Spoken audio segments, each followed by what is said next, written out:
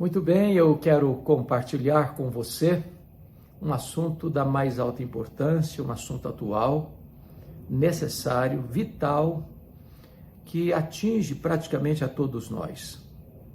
Eu quero conversar com você como lidar e como vencer o problema da ansiedade.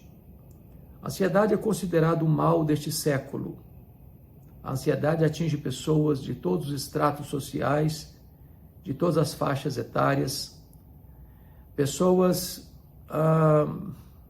desde crianças aos velhos, desde os doutores aos analfabetos, desde os religiosos e os não religiosos. Todos nós, num dado momento da vida, lidamos com o problema da ansiedade num grau maior ou menor.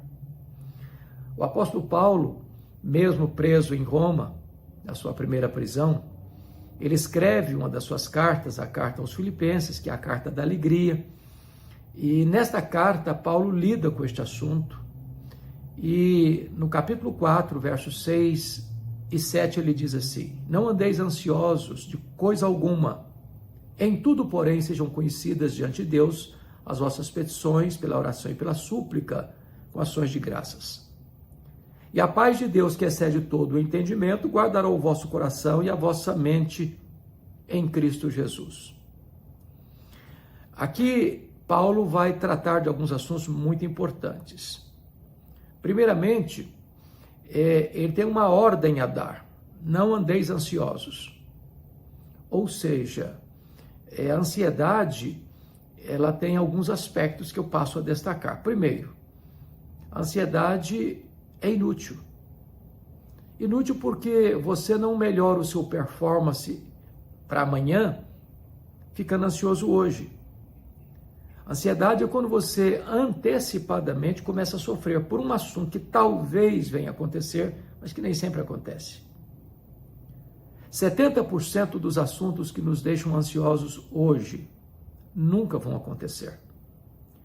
Então, quando você antecipa o problema e começa a sofrer por ele, ficando ansioso, em vez de você resolver o problema, você se enfraquece para enfrentar o possível problema.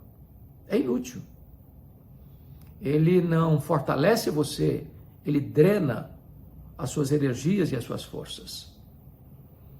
Em segundo lugar, a ansiedade ela é prejudicial, porque ocupar-se de algo que não está ocorrendo é uma insensatez, é uma tolice.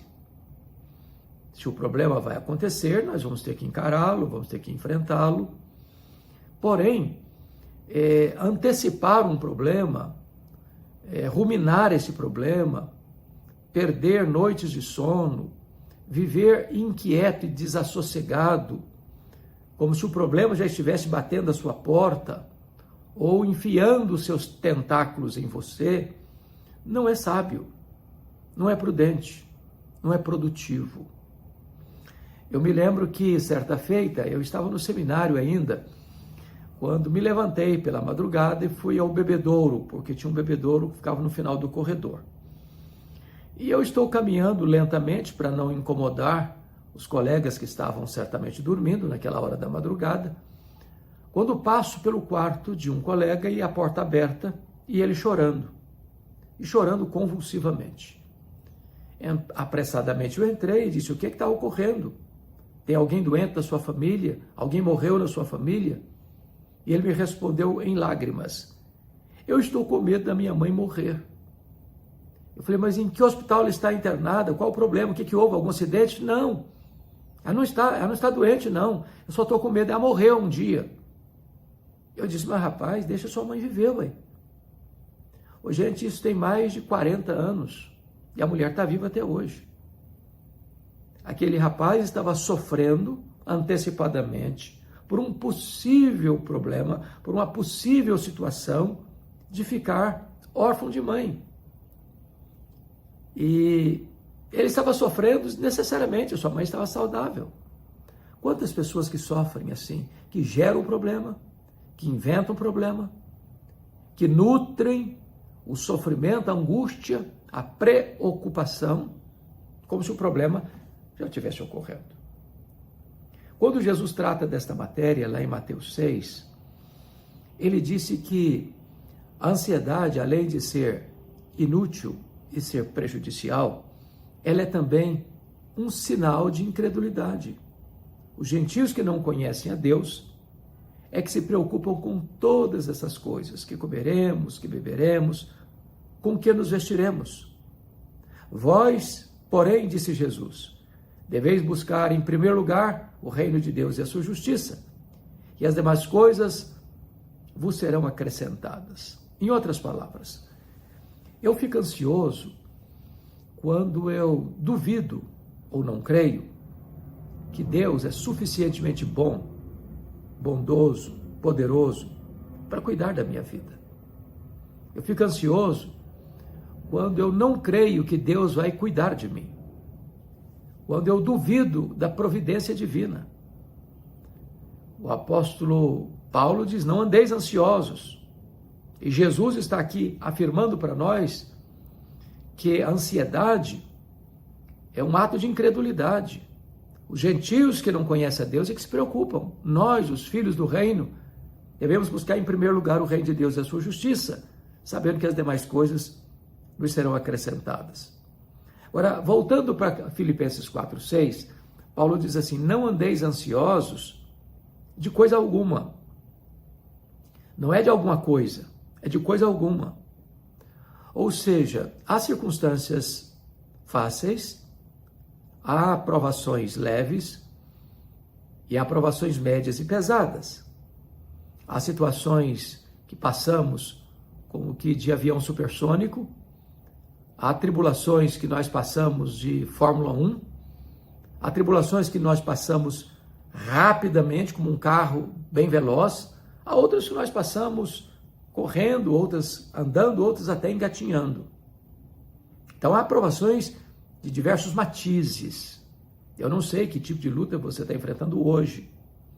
E às vezes, quando você está enfrentando um problema, a mania nossa é de achar que o nosso problema é o maior do mundo, que nós somos as vítimas do universo, que ninguém sofre como nós estamos sofrendo.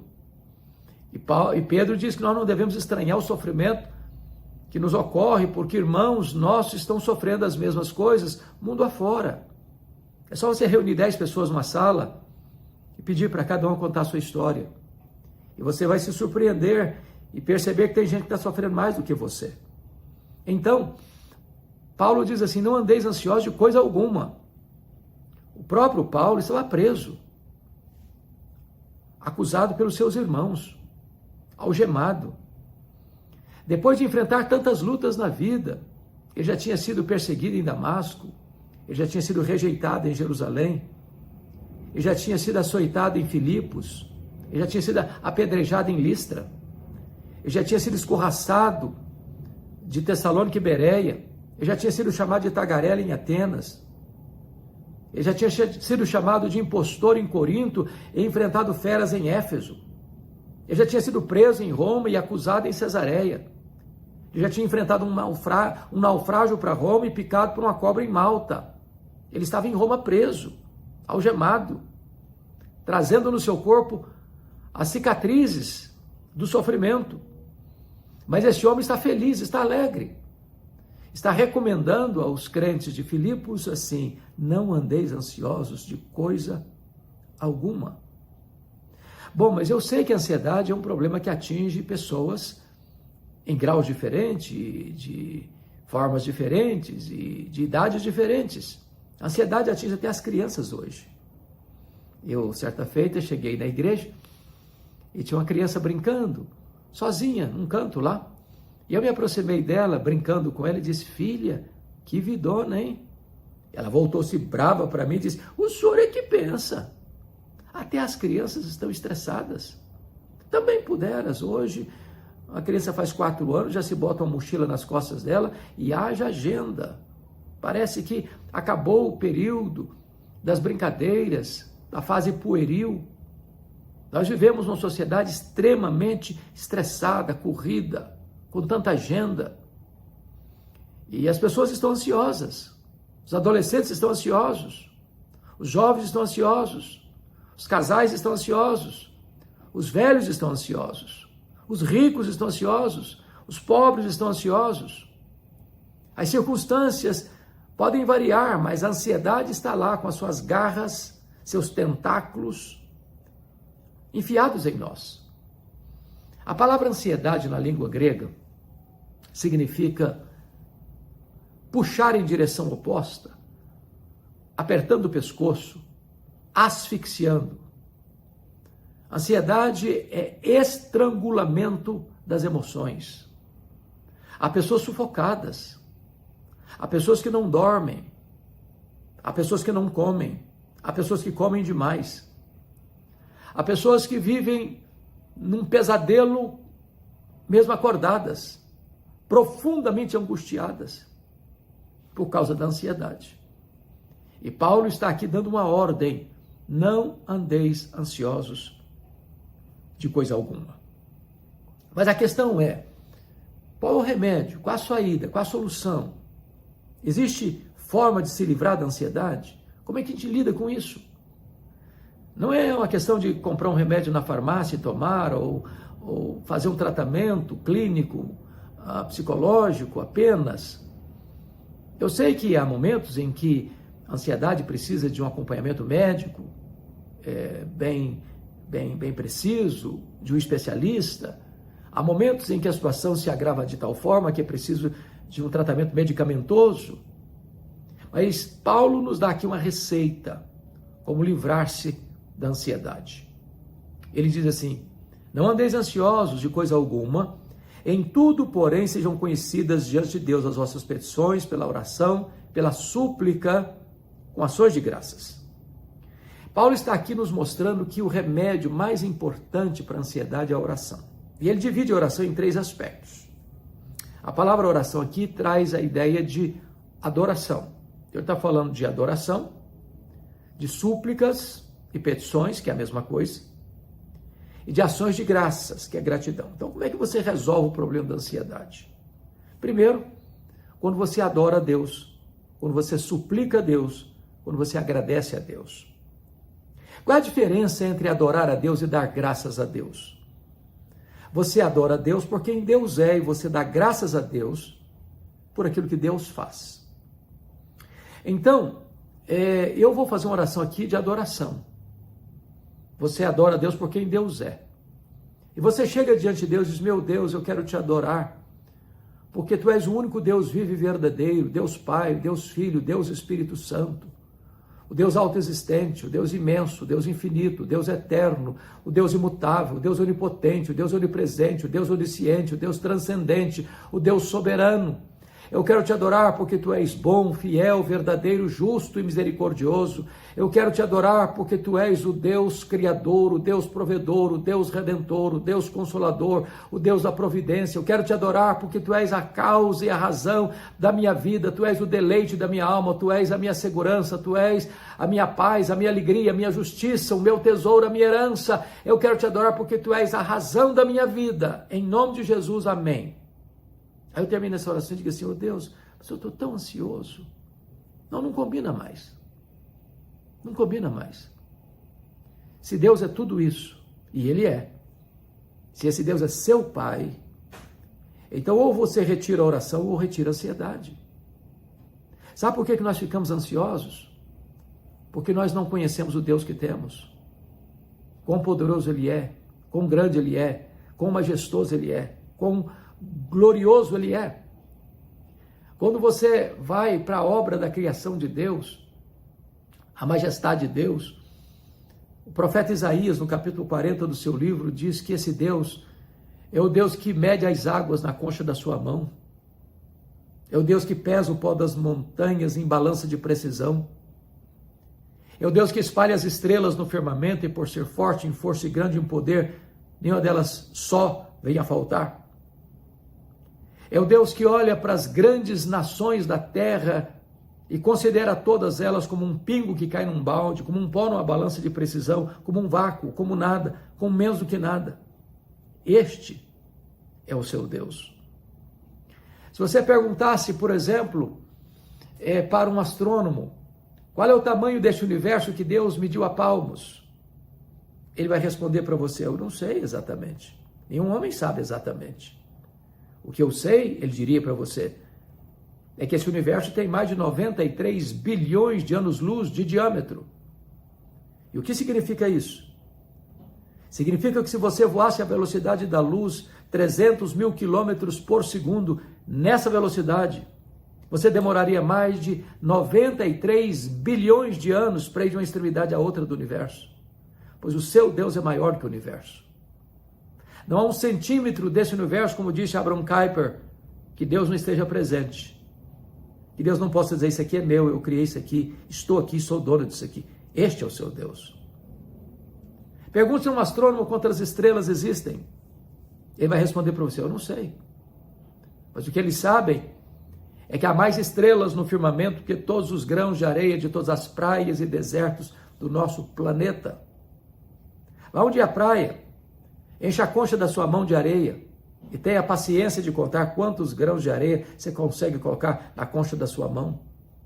Pois há mais estrelas no firmamento que todos os grãos de areia de todas as praias e desertos do nosso planeta. Deus não apenas criou todas elas, Deus batizou cada uma delas pelo nome. E por ser forte em força e grande em poder, quando as chama pelo nome, nenhuma só delas vem a faltar. Este é o seu Deus. Você olha, por exemplo, para as grandes potências da terra, os grandes impérios do passado, Império Egípcio, Assírio, Babilônico, Medo-Persa, Grego, Romano. Você olha hoje para as grandes potências econômicas e militares da terra, Estados Unidos, China, Japão, Alemanha, França, Inglaterra, Brasil e outras tantas. Aos olhos deste Deus soberano, todas essas nações reunidas não passam de um pingo que cai num balde, num pó numa balança de precisão. Este é o seu Deus. E é este Deus que você, ao aproximar-se dele, adorando a ele, entende que ele tudo pode, que ele é soberano e que a sua vida está nas mãos dele. Não andeis ansiosos. Mas a segunda receita de Paulo para curar a ansiedade é que esse Deus é seu Pai e você pode suplicar a ele, pedir a ele, fazer petições a ele. E ele tem prazer em dar. Ele é rico em misericórdia. Ele quem cuida de você, nele vivemos, nos movemos e existimos. Ele quem nos dá a vida, a respiração e tudo mais. É Deus quem dá a vida, é Deus quem dá a saúde, é Deus quem dá a família, é Deus quem dá a inteligência, é Deus quem dá o trabalho, é Deus quem dá a proteção, é Deus quem dá a salvação, é Deus quem dá o consolo. Tudo provém de Deus. Ele cuida de você. Jesus chegou a dizer: se nós que somos maus sabemos dar boas dádivas aos nossos filhos, quanto mais o nosso Pai Celeste nos dará o Espírito Santo. Então aquiete o seu coração, aproxime-se de Deus, coloque a sua causa diante dele, a sua petição diante dele, a sua súplica diante dele, e quando você adora a Deus por quem Deus é, e você pede a Deus porque ele é seu Pai, não tem mais espaço para ansiedade. Mas em terceiro lugar, você precisa orar, não apenas adorando a Deus por quem Deus é, não apenas pedindo a Deus porque ele é seu Pai, mas você vai dar graças a Deus por aquilo que ele já tem feito na sua vida. Você consegue enumerar todas as bênçãos que você tem recebido de Deus? Nessa pandemia que passou, eu escutei muita gente dizendo: mas como é que eu posso dar graças se eu sofri tanto? Se eu fiquei doente, se eu vi algumas pessoas da minha família sucumbindo à pandemia, eu não tenho nada para dar graças. Então me permita fazer algumas perguntas. Quanto vale os seus olhos? O fato de você estar enxergando. Quanto vale os seus ouvidos? O fato de você estar ouvindo. Quanto vale você ter 2 rins que funcionam e você não precisa estar numa máquina de hemodiálise?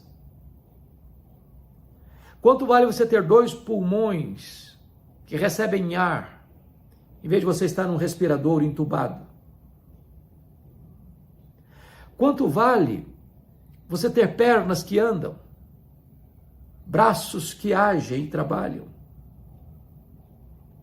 Quanto vale você ter um coração que bombeia sangue para o seu corpo e traz vida para o seu corpo? Quanto vale?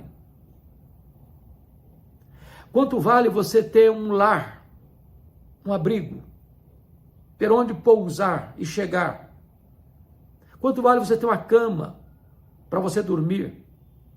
Quanto vale você ter roupas quentinhas para vestir? Quanto vale você ter pão na sua mesa para comer e ter saúde para saborear o alimento? Quanto vale os seus amigos? Quanto vale a sua família? Quanto vale a sua igreja? Quanto vale você ter seu nome escrito no livro da vida? De você ser membro da família de Deus, filho de Deus, herdeiro de Deus, co-herdeiro com Cristo. Se você parar para observar, tantas bênçãos você já tem recebido. Comece a dar graças, para de murmurar, para de reclamar. Quando você começa a dar graças, não tem mais espaço para ansiedade. E é o que Paulo vai dizer no versículo seguinte, Filipenses 4:7. Ele diz: e a paz de Deus, que excede todo entendimento, guardará o vosso coração e a vossa mente em Cristo Jesus. Em vez de ansiedade, tem paz. Não é uma paz de cemitério, ausência de problema. Não é uma paz postiça, adquirida no vapor do álcool, das drogas, uma viagem colorida, mas que escraviza, uma viagem sem volta. Não é uma paz momentânea, de uma circunstância favorável naquele momento. É a paz de Deus, que o mundo não conhece, que o mundo não pode dar, que o mundo não pode tirar. E essa paz é tão profunda, é tão gloriosa, é tão bendita, que ela excede qualquer compreensão humana. A paz de Deus que excede todo o entendimento. Ou seja, mesmo nas horas mais críticas da vida, mesmo nas horas mais doídas da história, quando a sua alma está como que oprimida pelo sofrimento, quando o seu peito está sendo fuzilado pela dor, quando as lágrimas quentes rolam em seu rosto, você desfruta dessa paz. Mesmo nas circunstâncias mais carrancudas da vida, nos vales mais escuros da vida, ainda essa paz está lá, segurando você, sustentando você. Porque não é uma paz qualquer, não é uma paz química, não é uma paz que você encontra nos remédios da farmácia, nas incursões da sua alma, nas meditações transcendentais. Isso não é autoajuda, isso é ajuda do alto. É a paz que vem do céu, é a paz que emana de Deus, é a paz que excede todo o entendimento, que vai guardar seu coração e a sua mente. A ideia de guardará é muito interessante porque é montar guarda, montar sentinela. É como ao você adorar, pedir e agradecer a Deus, então a ansiedade vai embora. E Deus então coloca uma grande muralha de proteção, de sentinelas armados ao redor da sua mente, da sua cabeça e do seu coração. Sabe por quê? Porque a ansiedade é um pensamento errado. A ansiedade é um sentimento errado. Então é preciso que você receba essa paz como sentinela para guardar sua mente, seus pensamentos. Quando seus pensamentos começarem a oscilar, você vai entender que Deus é Deus, que Ele é seu Pai, que Ele tem feito bem a você. E então a sua mente vai ser realinhada diante desta verdade.